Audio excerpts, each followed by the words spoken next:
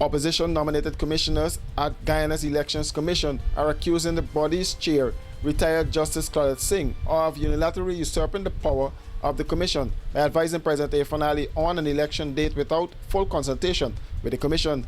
At a press conference today, the commissioners voiced their concern over the recent announced date of September 1st, 2025 for the country's general and regional elections, a date made public by President Afon Ali, who cited advice from the GECOM chair.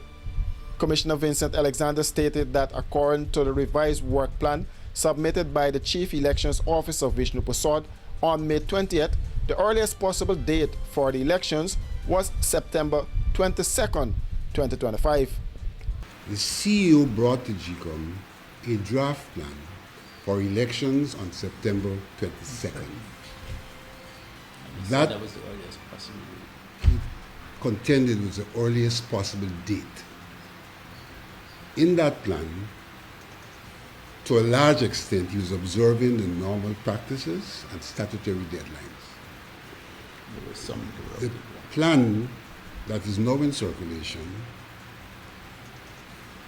has reduced the time frame by 21 days, which means internal deadlines have been reduced, many of which would be in contradiction to the custom practice and statutory provisions. Secondly, the current work plan has not been discussed with the Commission,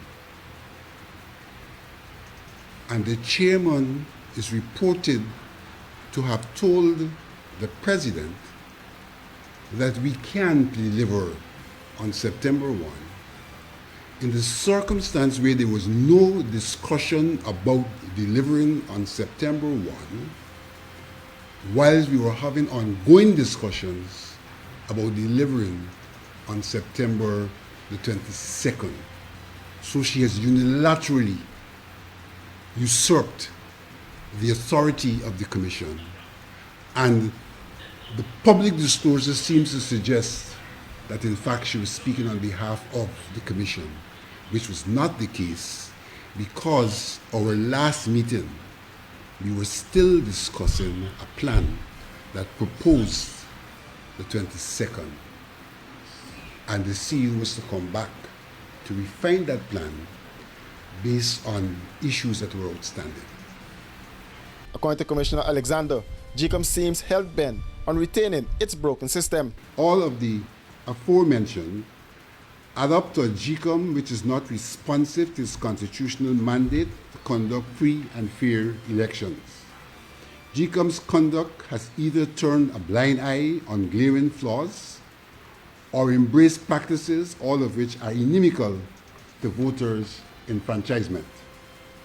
If these concerns, the presence of biased staff, non-adherence to legal provisions and the recommendations of the observers, the rectification of the list, and the engagement of the full Commission in the decision-making process, the elections will not meet the standards required of a free, fair, and transparent election, as is mandated by the Constitution.